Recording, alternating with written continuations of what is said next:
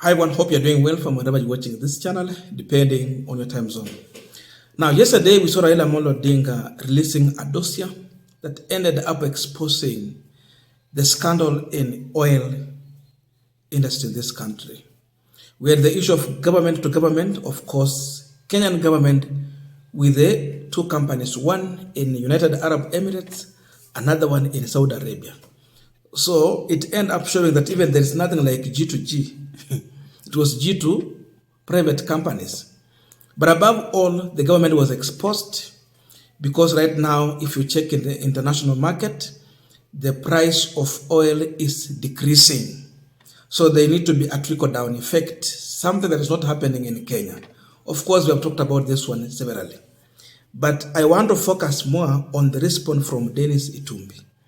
Itumbi has attempted responding to Raila Odinga, and in his attempt, as obvious, he has come out to allege that Raila Odinga has a company that is in oil business, and he was part of the cartel in the previous regime under the handshake.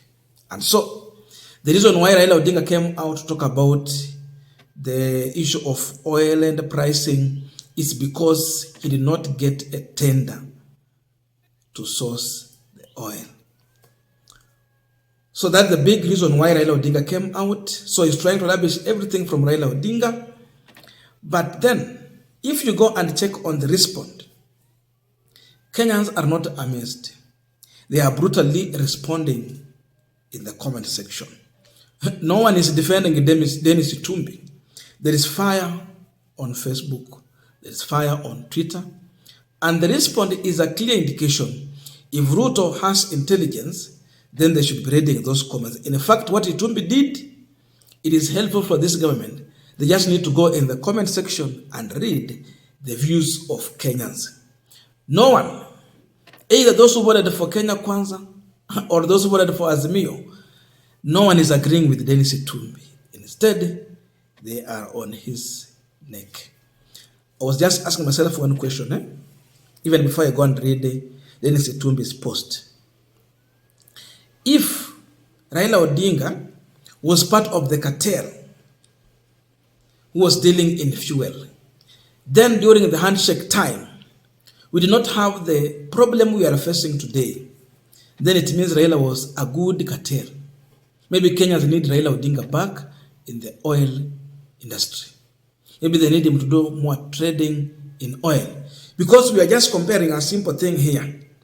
What we are going through right now and what Kenyans were going through from the time of handshake until when Ruto took over power. You compare, there is nothing you can agree with Dennis Itumbi. Figures don't lie. And exchange rate is also exposing them. So that's what I just wondered about that. I want us to go through his post. And of course, I will take it to comment section to see what Kenyans are saying on the same. Former Prime Minister Raila Odinga family has an interest in the oil business. During the handshake period, they kicked out a key ally from one of the oil companies, and now they are fully in control.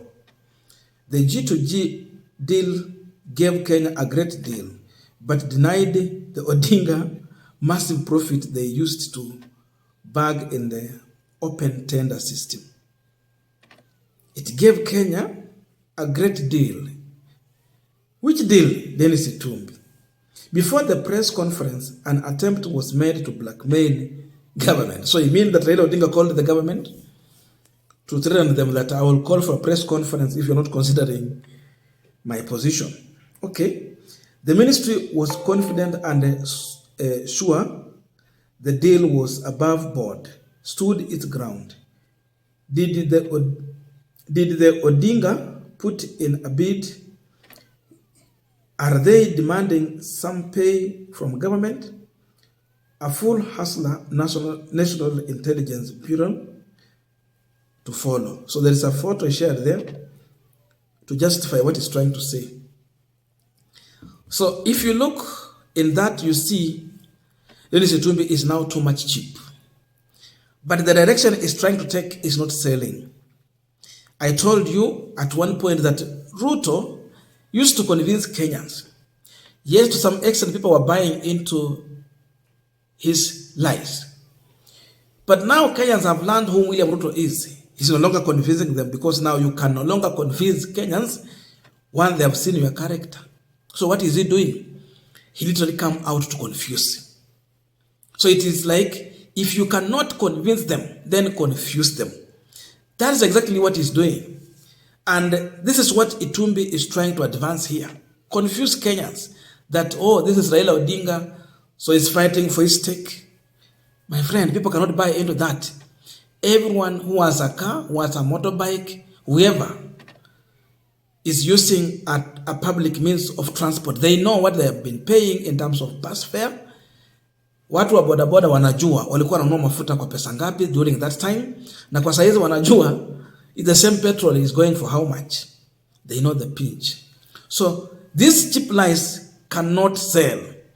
Itumbi should go and rethink. But above all, I think Ruto has a message.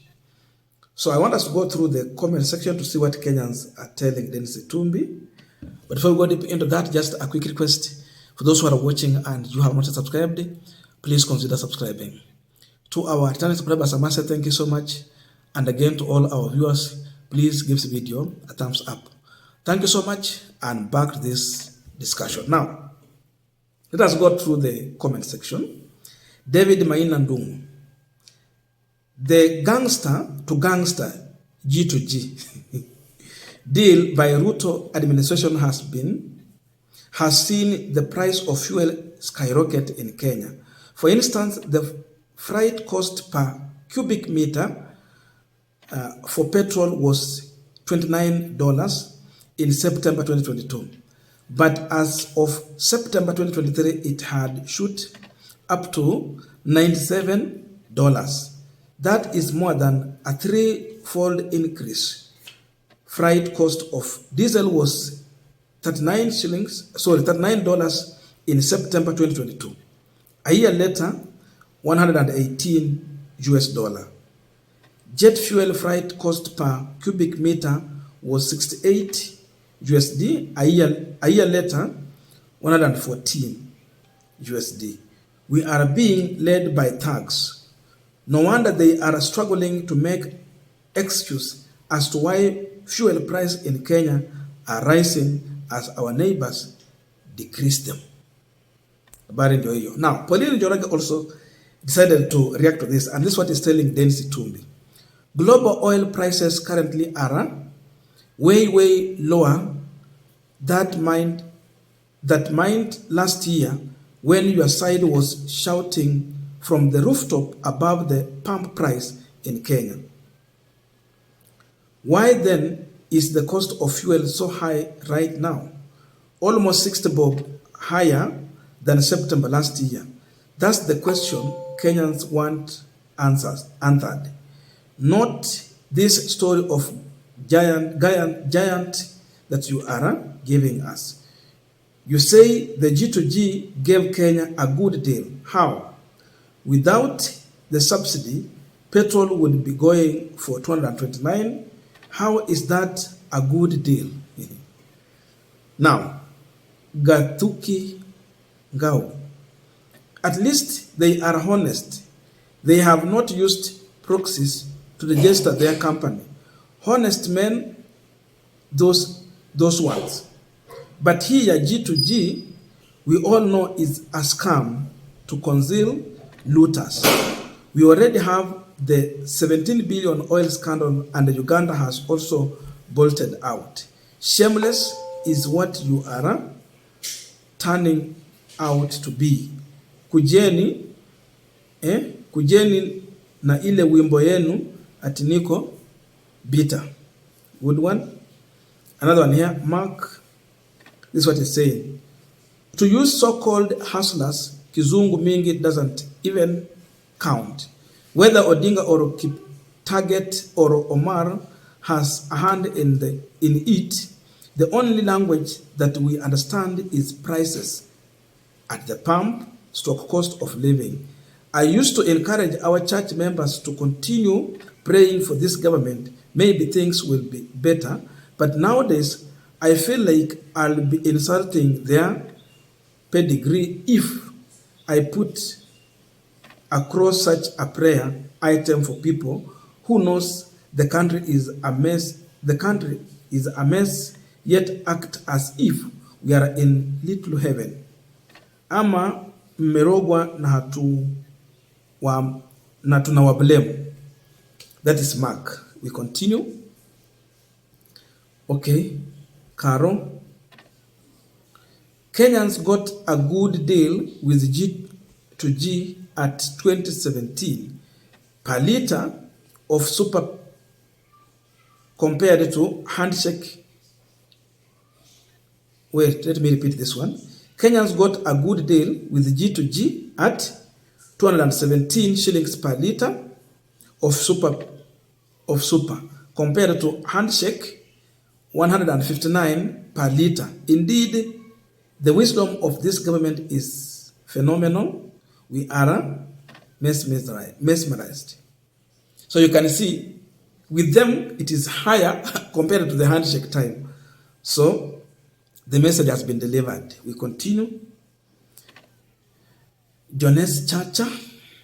Kenyans don't want to know who wants what deal. We want the cost of living to be lowered. System ya uongo iko hapa na mauongo day in, day out. Okay, last one. Alan Chesire. If indeed Raila Odinga was the biggest cartel, then he was the best cartel and we need him back like yesterday. Your stories will no longer sell. Kenyans are tired with this nonsense. Currently, defending this government is the hardest thing to do on earth. Ground is very hostile and slippery. Those are the views of Kenyans as far as what Dennis Itumbi was trying to raise out. So we can meet in the comment section to continue with this discussion. Thank you so much and see you in our next video.